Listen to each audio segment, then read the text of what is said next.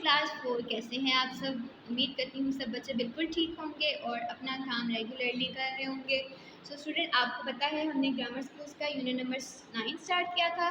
तो क्या नेम था उसका? मोर एडवर्ब्स एंड एडवर्बियल्स।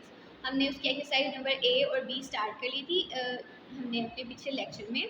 सो आज हम उसकी एक्सरसाइज नंबर सी और एक्सरसाइज नंबर डी सॉल्व करेंगे। सो एक्सरसाइज नंबर सी है हमारी पेज नंबर 38 पे।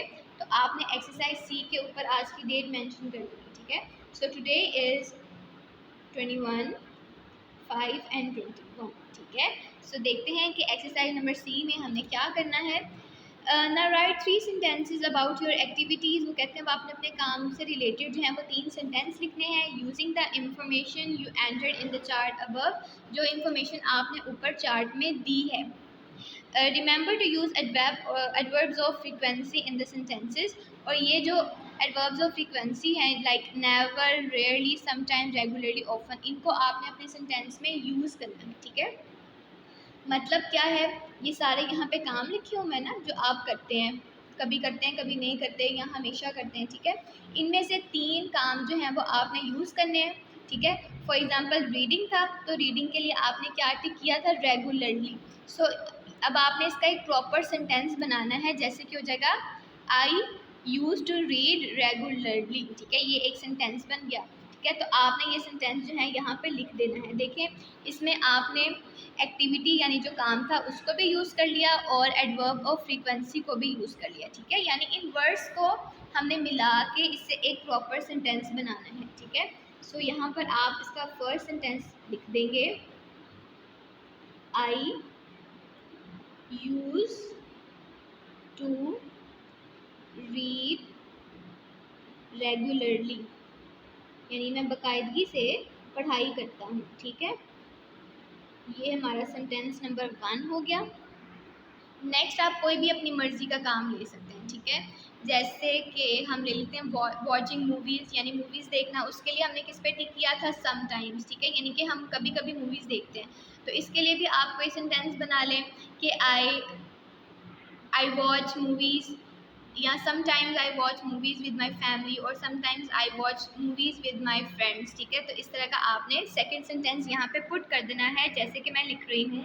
मैंने लिखा है यहाँ पे sometimes I watch movies with my family, कभी कभी मैं अपनी फैमिली के साथ मूवी देखता हूँ या देखती हूँ, ठीक है। नेक्स्ट आप यहाँ से कोई भी ले लें जो काम आपने किया था, जैसे कि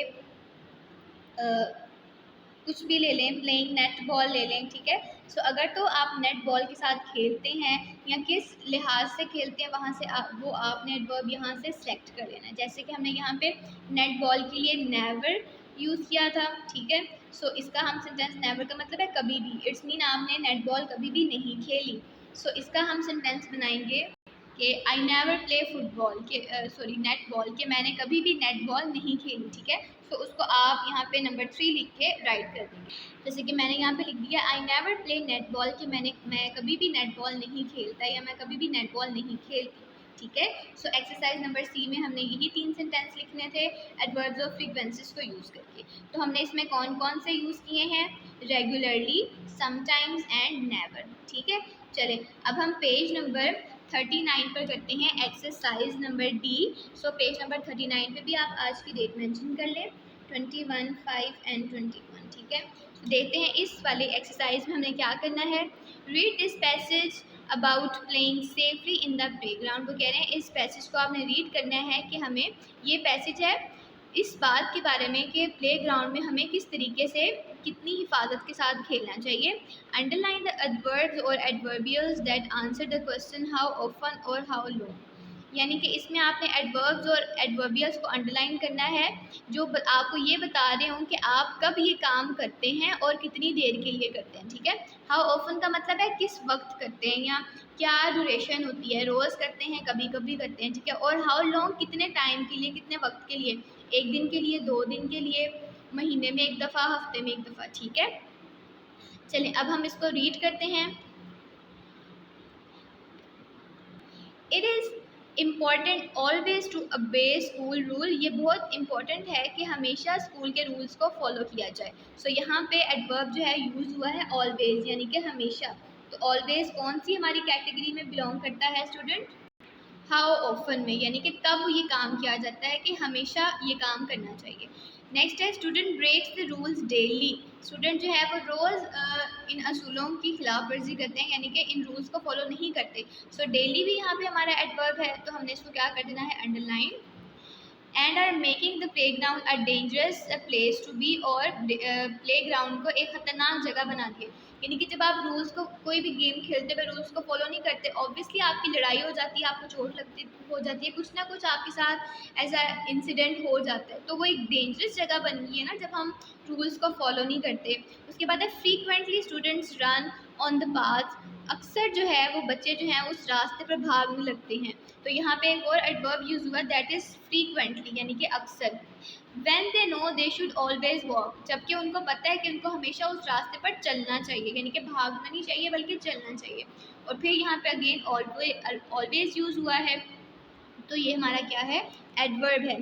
specially if it has been raining overnight, ख़ासतौर पर तब जब पूरी रात जो है प्लेग्राउंड में बारिश हुई होती है। सो यहाँ पे भी एक एडवर्ब जो है वो यूज़ हुआ, दैट इज़ ओवरनाइट। आपने इसको भी क्या कर देना है? अंडरलाइन कर देना है। These students seldom think of the safety of others even though the teachers remind us weekly at the assembly। वो कहते हैं ये जो स्टूडेंट होते हैं वो बहुत कम इन रूल्स को जो है वो सोचते हैं या उन पर एक्ट करते हैं, हालांकि टीचर जो हैं वो वीकली यानी हफ्ते बाद उनको असेंबली में ये सारा कुछ बताती हैं। सो फर्स्ट हाफ में देखिए सेल्डम यूज़ हुआ था, यानी कि कभी कभी, बहुत कम, ठीक है, और वीकली हफ्ते बाद। तो ये भी हमारा क्या है? एडवर्बियल है, जो हमें बता रहा है कि कब ये काम किया जाता है। तो ये हफ्ते बाद काम किया जाता है, तो हाउ ऑफन के लिए ये एडवर्ब यूज होता है, ठीक है। उसके बाद है sometimes teachers on duty catches a student disobeying. कभी कभी जो टीचर ड्यूटी पे होती हैं वो उन स्टूडेंट को पकड़ लेती हैं जो बात नहीं मान रहे। सो यहाँ पे भी एक एडवर्ब यूज हुआ है, दैट इज समटाइम्स, यानी कि कभी कभी। सो ये कैटेगरी से बिलोंग करता है हाउ ऑफन, ठीक है। उसके बाद आता है student has to report to the office fortnightly.